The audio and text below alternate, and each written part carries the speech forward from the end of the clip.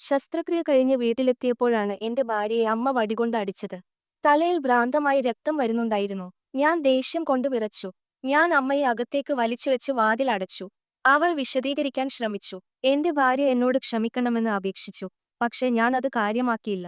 ഈ വീട് ഇതിനകം തന്നെ എന്റെ ഭാര്യയോട് വളരെയധികം കടപ്പെട്ടിരിക്കുന്നു.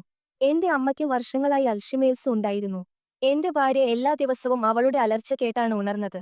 അവൾ അവളെ കുളിപ്പിച്ചു, അവൾക്കായി പാചകം ചെയ്തു, ഒരിക്കലും പരാതി പറഞ്ഞില്ല.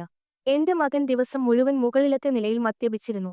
ഭക്ഷണം കഴിക്കാൻ പോലും അവൾ അവനെ വലിച്ചിഴച്ചു. എന്റെ മകൾ അകലെയായിരുന്നു. എല്ലാ പ്രഭാതവും അവൾക്ക് പീഡനമായിരുന്നു.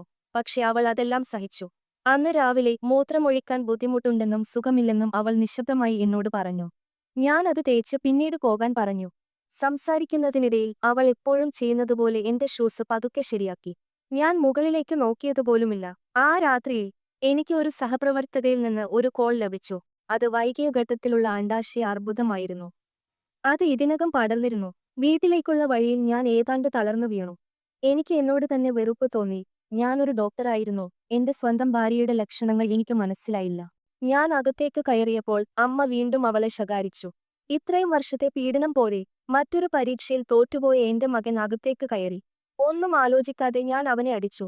എന്തിനാണ് ഞാൻ ഇത്ര ഭ്രാന്തമായി പെരുമാറുന്നതെന്ന് എന്റെ മകൾ ചോദിച്ചു. ഞാൻ അവളെ മാറ്റി നിർത്തി പറഞ്ഞു, നിന്റെ അമ്മയ്ക്ക് ഒരു മാസം കൂടി ബാക്കിയുണ്ട്. അവൾ മരവിച്ചു. നീ അവളുടെ ഡോക്ടറാണ്. ഇത് സംഭവിക്കാൻ നിനക്ക് എങ്ങനെ അനുവദിക്കാൻ കഴിഞ്ഞു? അവൾ മന്ത്രിച്ചു. എനിക്ക് ഉത്തരമില്ലായിരുന്നു. എന്റെ ഭാര്യയുടെ ശരീരത്തിൽ കറുത്ത പാടുകൾ പ്രത്യക്ഷപ്പെട്ടു. അവൾ പെട്ടെന്ന് നിരസിച്ചു. എന്റെ മകൻ നിശബ്ദമായി പറഞ്ഞു, അവൾ എന്നെ കോളേജിൽ കാണണമെന്ന് ഞാൻ ആഗ്രഹിക്കുന്നു.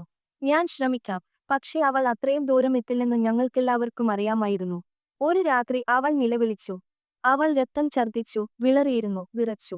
ഞാൻ അവളെ ചേർത്തു പിടിച്ചു. വേദനിക്കുന്നു, അവൾ മകനോട് മന്ത്രിച്ചു. ഒരു ദിവസത്തേക്ക് മാത്രം അവളുടെ വേദന സഹിക്കാൻ ഞാൻ ആഗ്രഹിച്ചു. അവൾ പാസ്വേഡുകളും ബില്ലുകളും എഴുതിവെക്കാൻ തുടങ്ങി, എല്ലാം ഞങ്ങൾക്കു വേണ്ടി. അവൾ വളരെ വ്യക്തമായിരുന്നു. അത് എന്റെ ഹൃദയം തകർത്തു. ഒരു രാത്രി യുഎല്ലി എന്റെ അമ്മയെ കൊല്ലാൻ ശ്രമിച്ചു. ഞങ്ങളുടെ മകൾ അവളെ തടഞ്ഞു. അവൾ നിലവിളിച്ചു, അമ്മേ, എന്നെ കൂടെ കൊണ്ടുപോകൂ. ഞങ്ങൾ എല്ലാവരും തകർന്നു. അവിടെ നിന്നു. അവളുടെ അവസാന നാളുകളിൽ ഞങ്ങൾ എല്ലാവരും കൂടുതൽ സമയം ആഗ്രഹിച്ചു. കൂടുതൽ ചിരികൾ, കൂടുതൽ നോട്ടങ്ങൾ. എന്റെ മനസ്സിൽ ഞാൻ സത്യം ചെയ്തു, അടുത്ത ജന്മമുണ്ടെങ്കിൽ ഞാൻ നിങ്ങളുടെ ഭാര്യയാകും. ഞാൻ നിങ്ങളെ എന്നേക്കും പാചകം ചെയ്യും, വൃത്തിയാക്കും, പരിപാലിക്കും. പിറ്റേന്ന് രാവിലെ അവൾ മരിച്ചു. ഇപ്പോൾ എനിക്ക് ഒടുവിൽ മനസ്സിലായി, ജീവിതത്തിലെ ഏറ്റവും വലിയ പരാജയം പണമോ വിജയമോ നഷ്ടപ്പെടുന്നതല്ല. നിശബ്ദതയിൽ നിങ്ങൾക്ക് എല്ലാം നൽകിയവന്റെ ഹൃദയം തകർക്കുന്നതാണ് അത്. കൂടുതൽ രസകരമായ സിനിമാ റീക്യാപ്പുകൾക്കായി ലൈക്ക് ചെയ്യുക, സബ്സ്ക്രൈബ് ചെയ്യുക.